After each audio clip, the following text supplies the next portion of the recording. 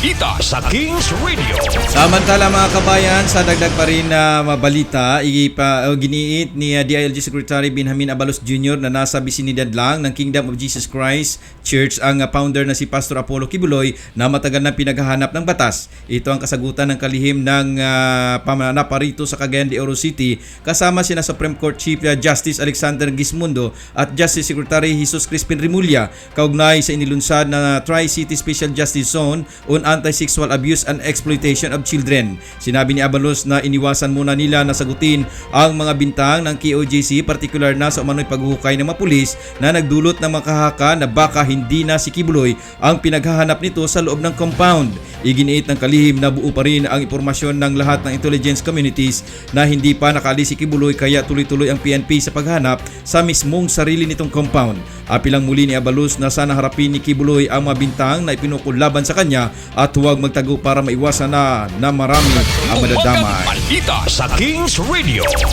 Samantala mga kabayan, sa reaksyon naman ng Department of Justice, tiyak ngayon na dadaan sa tamang proseso ang mga kasong kinakarap ni Pastor Apollo Kibuloy. Sinabi ni DOJ Secretary Jesus Crispin Rimulya na ang pagkakaristo kay Kibuloy ay isang matunay na professionalism at commitment ng mga puwersa ng gobyerno para maisakatuparan ng tama ang kanilang trabaho.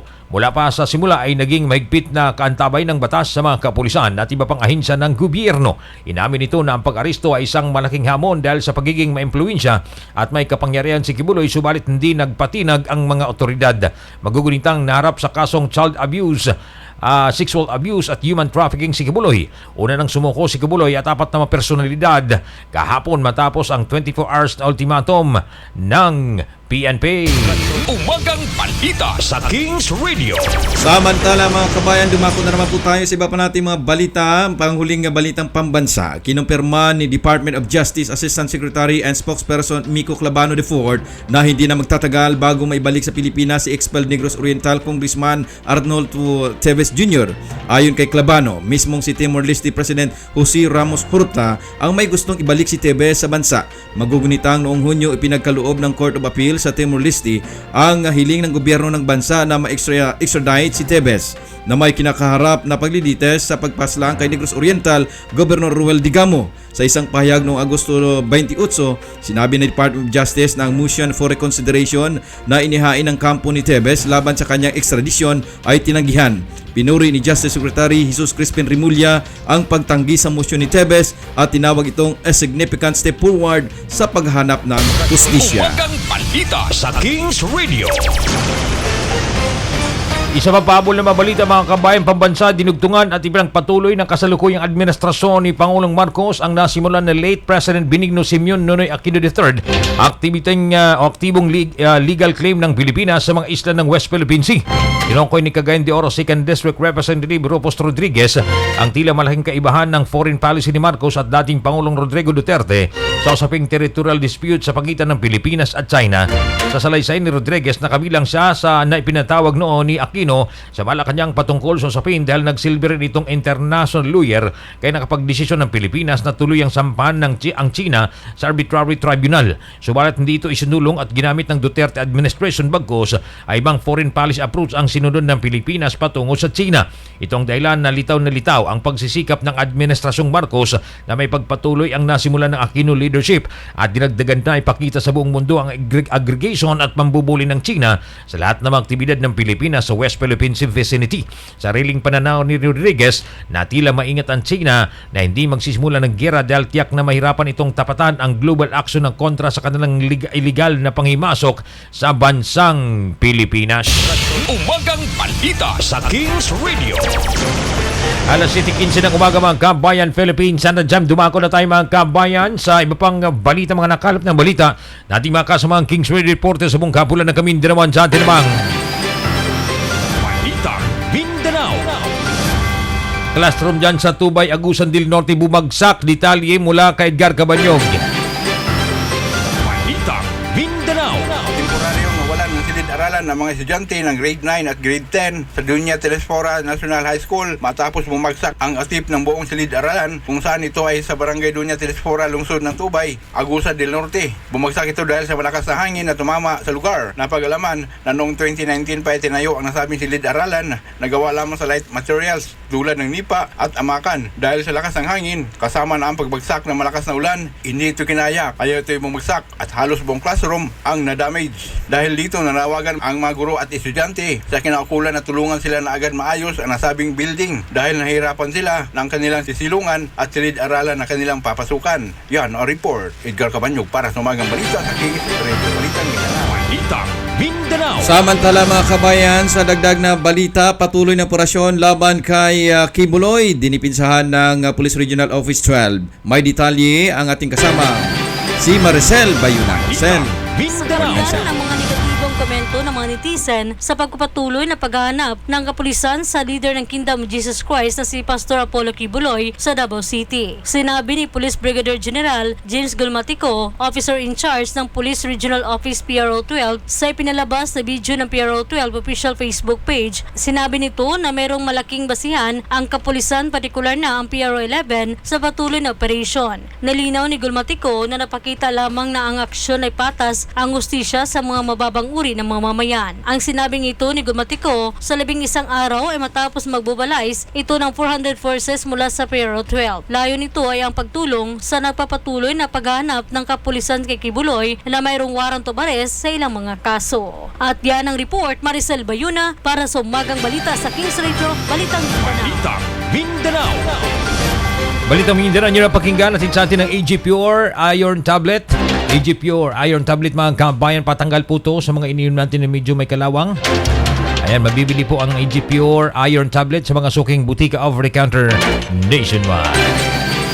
At yan, dumako naman tayo mga kabayan sa iba pang balita ngayong umaga sa atin naman pong balita.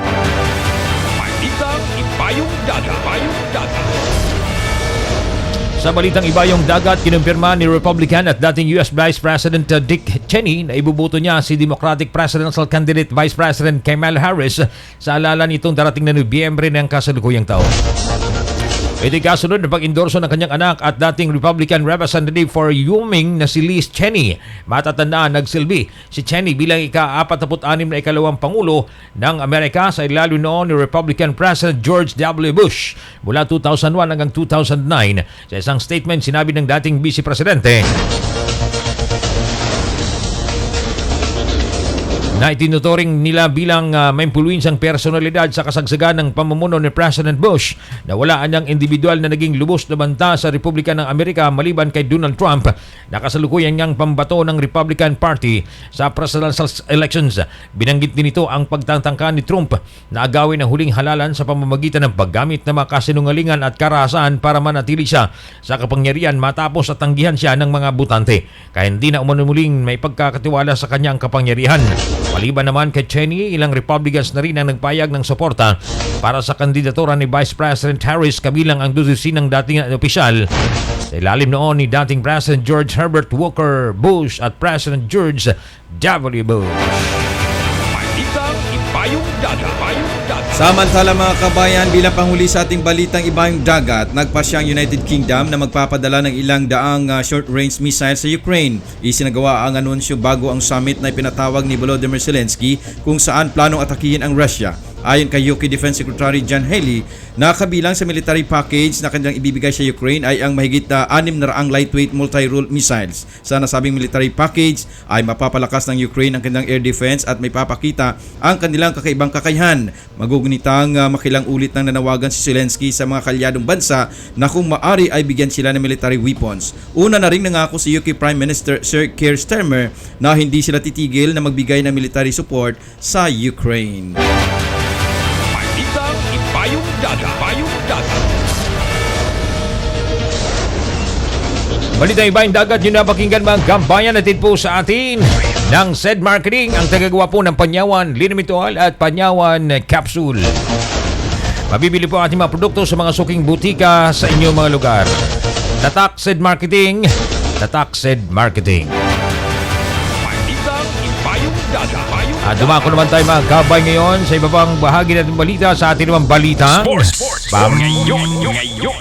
Palakasan. Sports. Ngayon. Dating balitang pampalakasan, Pinoy para sa swimmer Ernie Gawilan. Abay, nagpasalamat na lamang sa naging suporta ng mga Pilipino sa Team Philippines. Pero naging hindi po ito nagtagumpay sa kanyang laban. Alamin natin yung sports niyan mula kay Edgar. Sports. Ngayon.